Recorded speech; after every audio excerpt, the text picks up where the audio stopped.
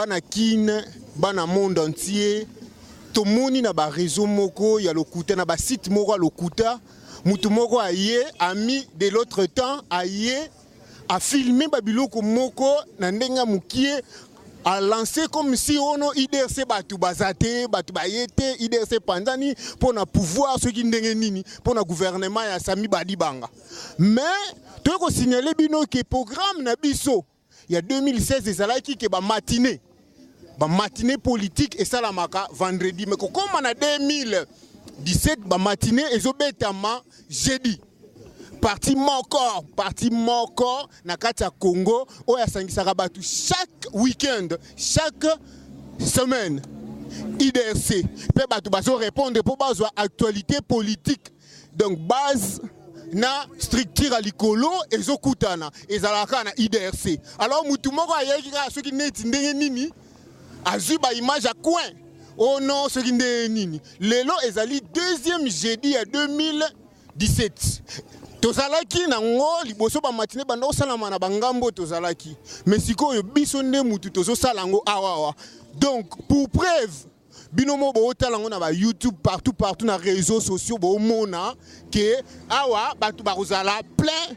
awa pe tozala plein o ana pe kuna ezalaki ya plein poto ko taba image o ya solo kitoko kuna pe ya bango ezara soute de écoute ko timobulu toza ba adversaire politique toza ba ennemi te toza ba ndeko biso nyoso ba congolais alors ceux qui bino bo kokali susuté problème était bozwa primatique ceux qui bo sa so endeni ceux bo mo wela so biloko nini bo bozwa et là le problème te politique ndeto ke na élection to confondre adversaire to confondre nana zo bo makongo hein to tiki mutu to comment bundana na ba ministre oh non ceux qui conseillent de nino yo oh ceux qui conseillent national ceux de nino c'est bien bon mboka etambula na bato peuple alingi mais boye bake mutu azoba makongo bo comprendre tozana libanda ya siège à parti na biso siko tozo kota na kati to assister na matinée wana eza arrivé à son excellence monsieur le président Bruno Mavungu ye wana ye bolanda tokutana na suka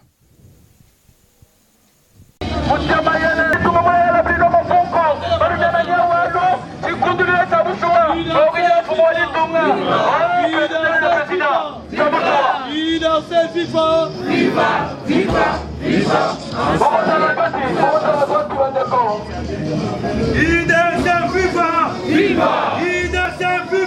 Viva! Viva! Viva! Viva! Viva! Ensemble, nous avançons. Seigneur pasteur Samuel a aidé Bisson à Losambo pour continuer Milulu na Bisson. Seigneur Dieu de grâce, merci une fois encore de plus pour l'occasion. Nous allons continuer la réunion dans ma boucle de Tikino Souka, inspirer Bisson Pesson Bisson Sagesse et Sengeli pour la cause commune comme l'Esprit. Amen. Amen. Mais toujours qu'on rappelle, il faut batunio soba rappeler pe baninga parce que vendredi passé batumusu subayaka. C'est-à-dire que bazaki na information telle que matinée politique et comme kosalama jeudi. Même les loyo batumi balé na ville au président Lobi Tokoya na yemsi bango eza lelo. Donc c'est pour vous dire que bisonioso tozali porteur ya information et pas baninga oyo bayebina noté que matinée politique na biso et comme kosalama jeudi.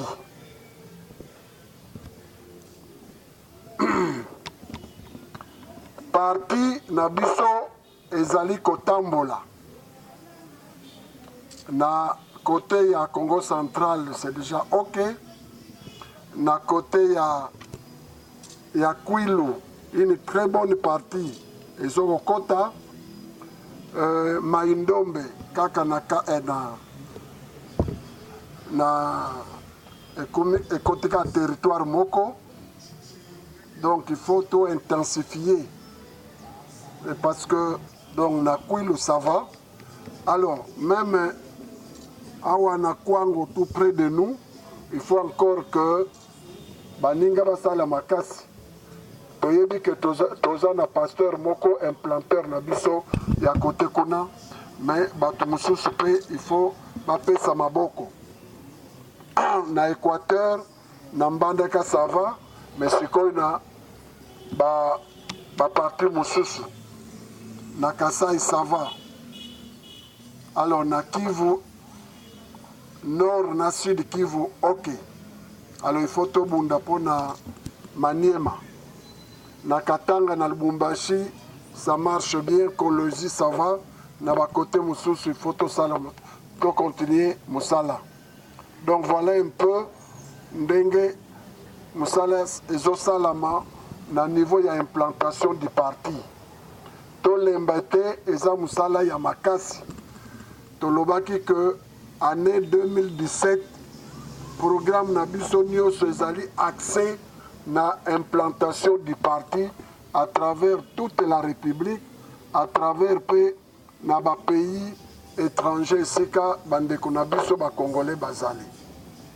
Donc makambo nyonso wana ezokotambola.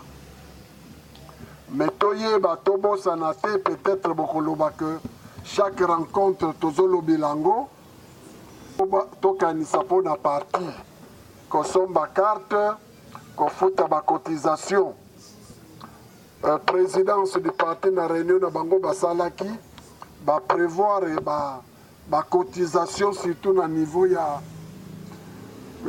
baorgane centraux oyo bakoverse chaque mois batindi biso tosala yango na décision. Vraiment ezali musala munene mais toza na ba solution mosusu te, tout doit passer par nous-mêmes. Bayeba kolanda ndenge makambo ezokotambola na kati ya parti na biso mais ndenge pe politique ezali kotambola na kati ya mboka. Il ne sert à rien ya kozwa ba information ya balabala. Il faut kozwa ba information, topesa ba information parce que ba information ekopesa éducation politique na ba membre. Soki ba information tozwaka na ba balabala ezali pe malamu mais il faut koyeba ko traiter yango. Po ezala vraiment solo eza information. Ba traitaka information nzokande bato nyonso bayebi ko traiter information te. Nyonso kaka ezoya bato bazokokamata. Nyonso ezoya bozokamata. Okuna balobi boyi. Kuna balobi boyi. Kuna balobi boyi. Nyonso ezoyelaka bino ezosala na pasi et peut-être ezosala pe mwa esengo. Mais il faut vérité, information ya solo malamu ozala na yango oyeba ndenge nini okotambola na kati ya politique. Ezalaka facilité omona bato bakobimisa nete baloba mingi po ke maloba na bango ata eza ya lokuta esala nini ekende liboso emonana comme c'est ça la réalité. Donc il faut baétude oyo tozoyaka toyoka bainformation peut-être bainformation oyo tozokopesa bocompare na bainformation bozokoyoka bokoyeba siko comment vous allez vous retrouver na 4 wana.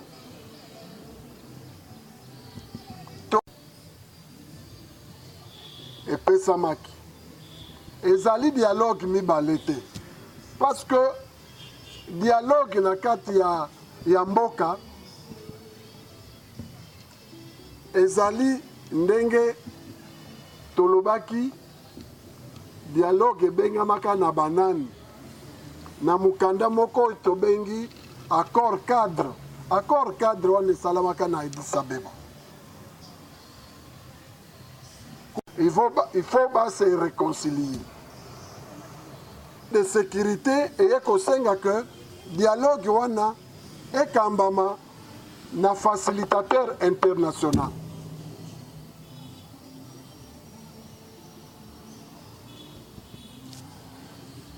résolution 2277 ayez qu'on préciser que accord wana dialogue wana il faut esalama en respectant la constitution. Yango pe il faut esalama avant que ba élection ezala.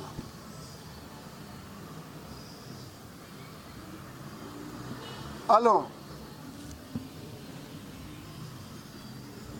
le chef de l'État a signé ordonnance. Yo koloba que ngai nalingi Kabila te a signé ordonnance te. Mais finalement, Ozoloba pe après, qu'est-ce qui dit qu'il s'est engagé?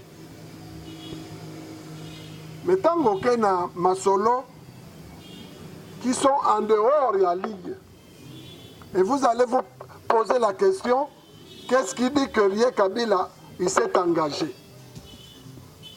Et pourquoi ne pas aller, lorsque lui s'engage, à signer une ordonnance qui toque de dialogue?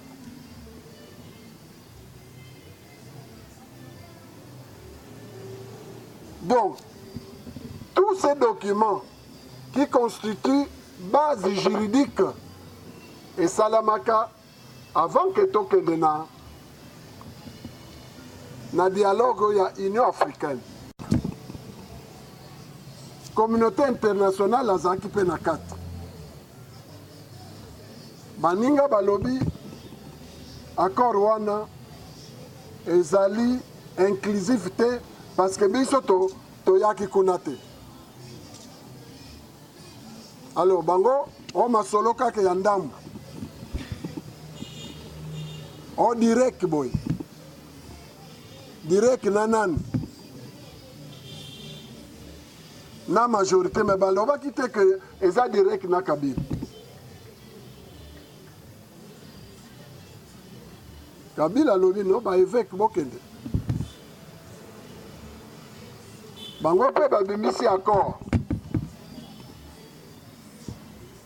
Alors bango balobi makambo nyonso ba reprocher kuna na Union africaine yango kaka yeko bima suso.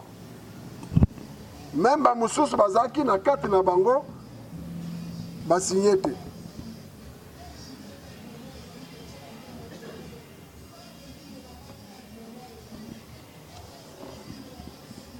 Alors tolobaki parti na biso eza parti ya blocage te toko bloquer mboka te. Eza parti ya ba solution, il faut mboka tozwa ba solution na ba problème qui se pose pour tout avancer parce que yebi par rapport à slogan na biso il faut tout avancer ensemble. Mboko yo mutu moka kosala miracle te que y a sali miracle et puis mboka ebongi parce que même maman maracher wana aza nécessaire soki boke na wenze ke bandunda ezali te epesi bino deja mobulu na wenze wana o bateka fufu soki baye te epesi trouble. Donc c'est pour vous dire que mutu nyonso mosala nyonso ozokosala ozoko participer na développement ya mboka. Et c'est pour cette raison que makambo tozosala sikawa toyoka na malamu bato nyonso bazala d'accord pour que to avancer lobi ba élection ezala na ndenge moko ya kimia. Tolobaki awa jeudi passé toyokanaki que biso IDRC toko signé. Eza bongo te? Voilà. Toko signé na biso mais basinyaka bisinya sinya te.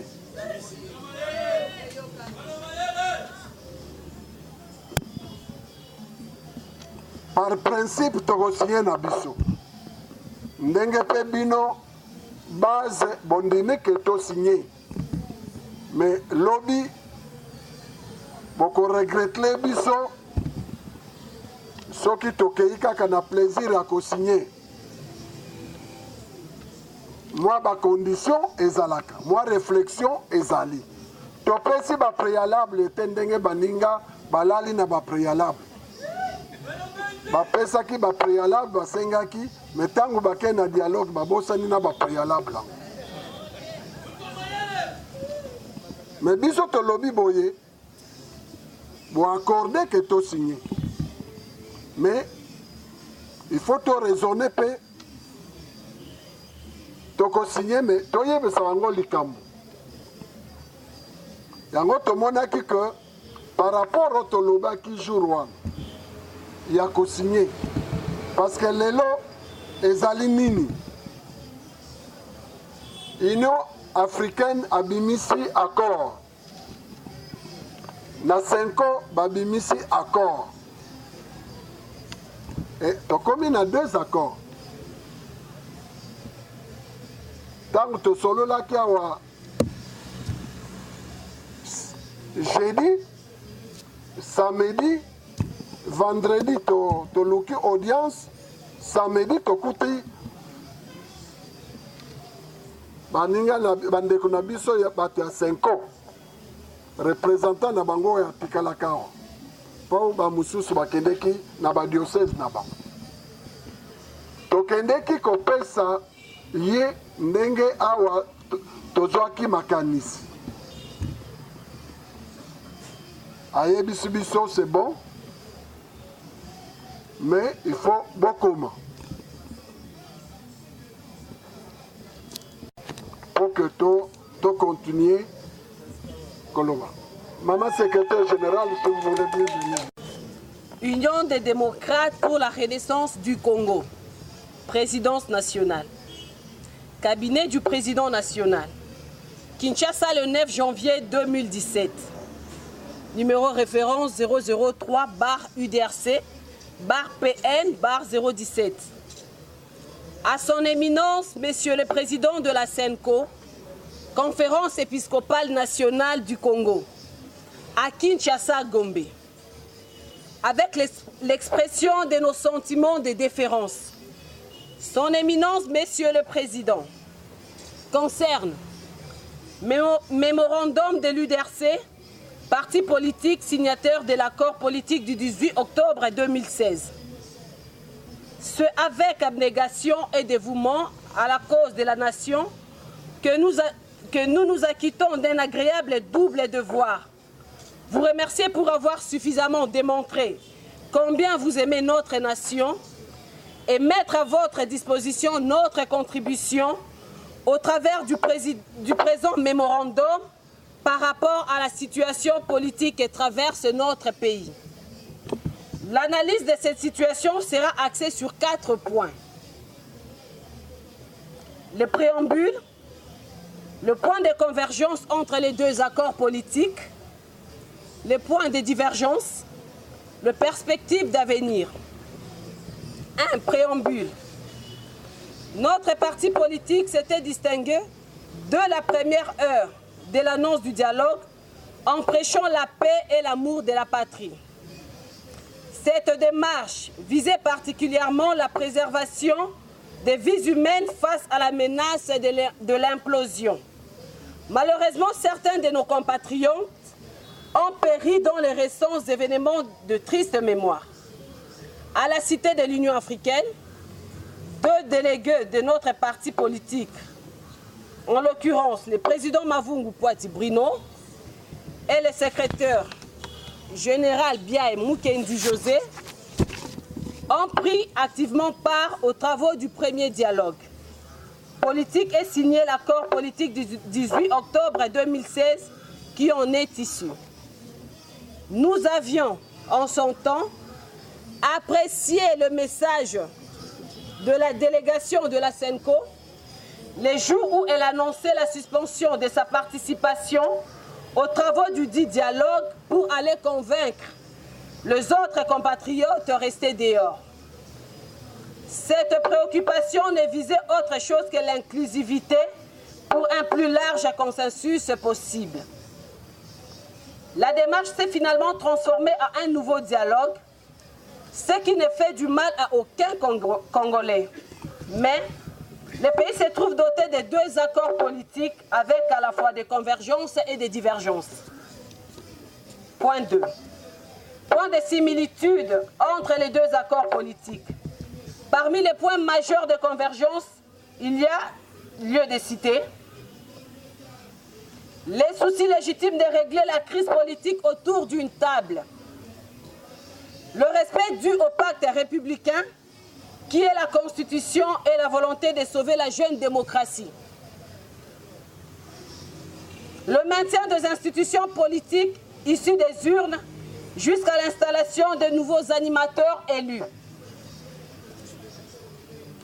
l'organisation de 3 élections en une seule séquence dans les délais convenus, plus ou moins une année, après audition des avis d'experts,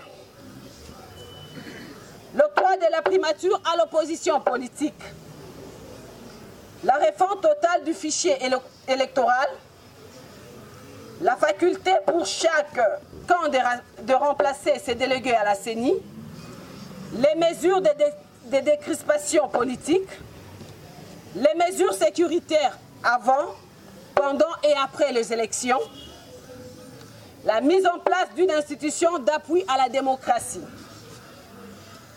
Il est utile de souligner que même certaines phrases de l'accord du 18 octobre 2016 se retrouvent intégralement reproduites dans celui du 31 décembre, ce qui accentue la convergence de plusieurs des dispositions de ces 2 textes historiques. Malgré cela, la classe politique demeure divisée sur plusieurs concepts qui risquent de saper le travail des titans entrepris par la SENCO. Point 3. Point de divergence. Les hommes et femmes politiques n'usent d'aucune retenue dans leurs opinions relatives à la compréhension et à l'acceptation du contenu du récent accord politique par rapport au premier. Les attaques médiatisées de politiciens manquent de caractère pédagogique pour tous les observateurs. Voici les points qui divisent la classe politique congolaise.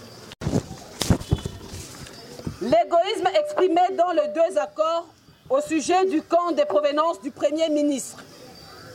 Pour le premier accord, c'est l'opposition ayant contribué à l'accord du 18 octobre, tandis que pour le 2e accord, c'est l'opposition non signataire de l'accord du 18 octobre. Les 2 thèses portent le germe d'instabilité. La problématique du consensus. Si le premier accord a été signé par tous ceux qui ont pris part aux travaux jusqu'à la clôture, le 2e accord a vu certains de ses artisans refuser d'apposer leur signature à la clôture des travaux.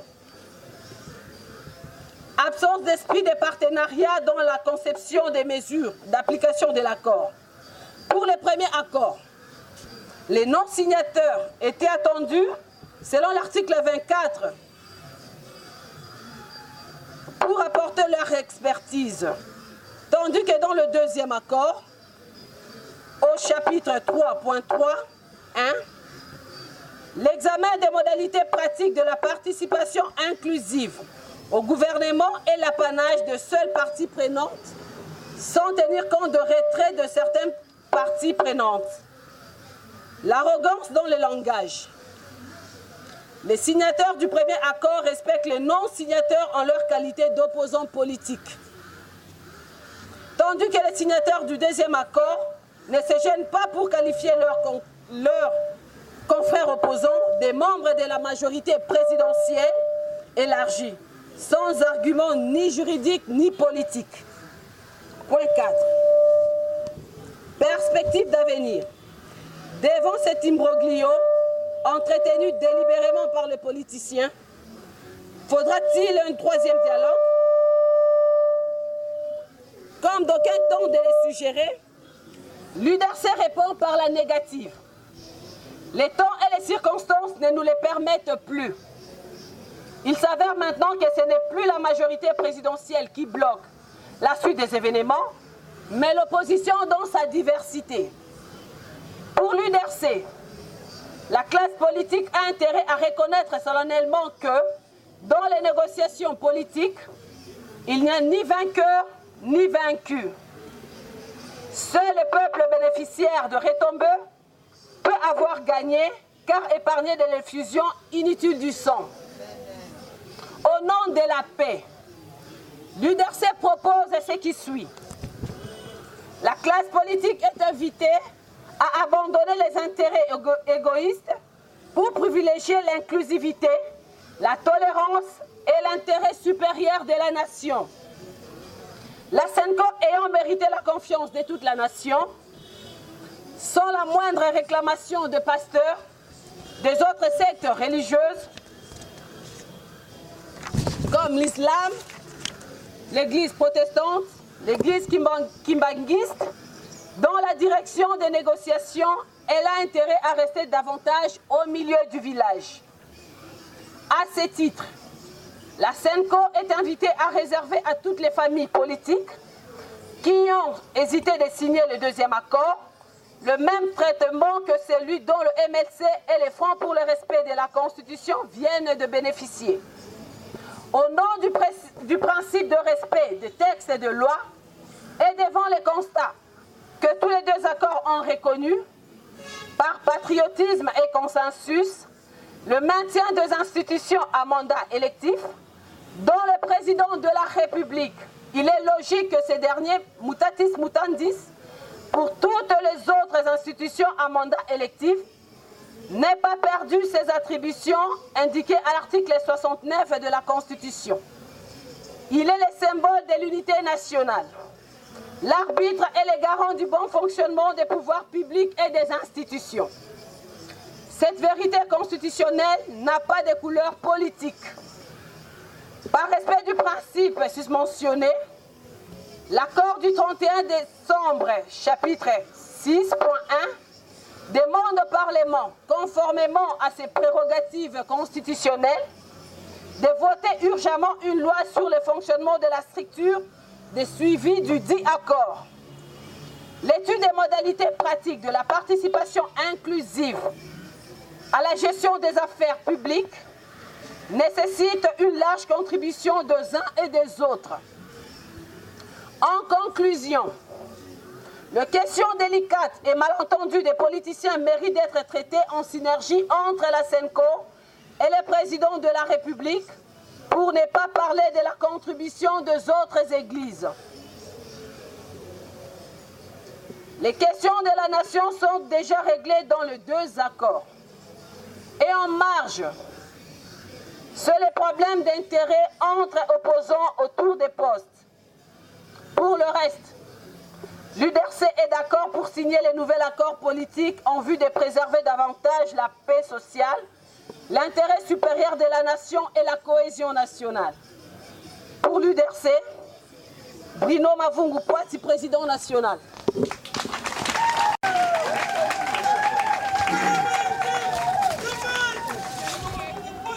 La majorité présidentielle a dû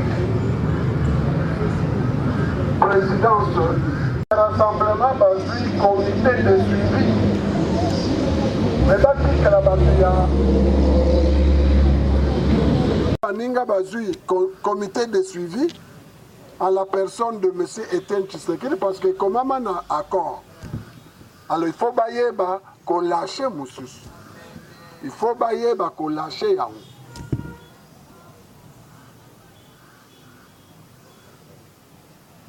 Voilà un peu le problème autozal Nayango et là où nous en sommes les lots.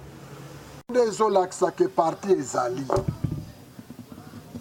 Bato e bomoni batelemi wana batelemi pambate bango bato bazomema partout na kati ya Kinshasa, dans le pays, même à travers le monde na ba internet.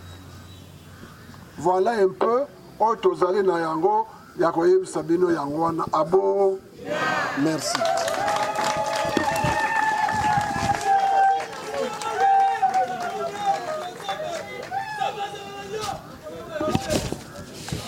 IDRC viva! IDRC viva! IDRC viva!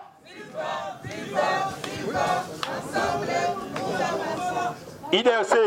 Union des démocrates pour la renaissance du Congo. IDRC. Union des démocrates pour la renaissance du Congo. Merci. Merci le président. Bana kine, bana monde entier parce que na carte internet moto nyonso rolandango partout bino moko bomoni to lobaki na ebandeli to komi na suka. Alors na suka bomoni déjà que population est derrière Mavungu. Et c'est loko et ça la maraté na ba parti politique na kata kine mbala liboso bozo mona ngo to bandako sala ngo côté to zalaki mais to meme ngo chaque jeudi à semaine tous na matinée politique bisika makambu o elobamaka bino mo bomo na population ba o bayaki. Alors mutumo o soki azu soki loko nini ngo soki nani atindie nini ngo aye ko filmer avant makambu e banda. Donc aye filmer na 14h pendant que matinée banda ba 15h. A filmer avant ba kiti polele après le bisoki ndenge nini.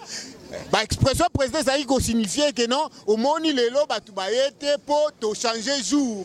Mais population ezala ki wana. Alors rien à dire, commentaire à makasi ezate. Commentaire à makasi ezate bino mo bomoni nega journaliste mo alobaka TV za radio te. Donc bon na image et tourner, montage ezate. Montage ezate. Oh da site aussi ça qui kala batu batikali mo ba blog ba causer entre amis.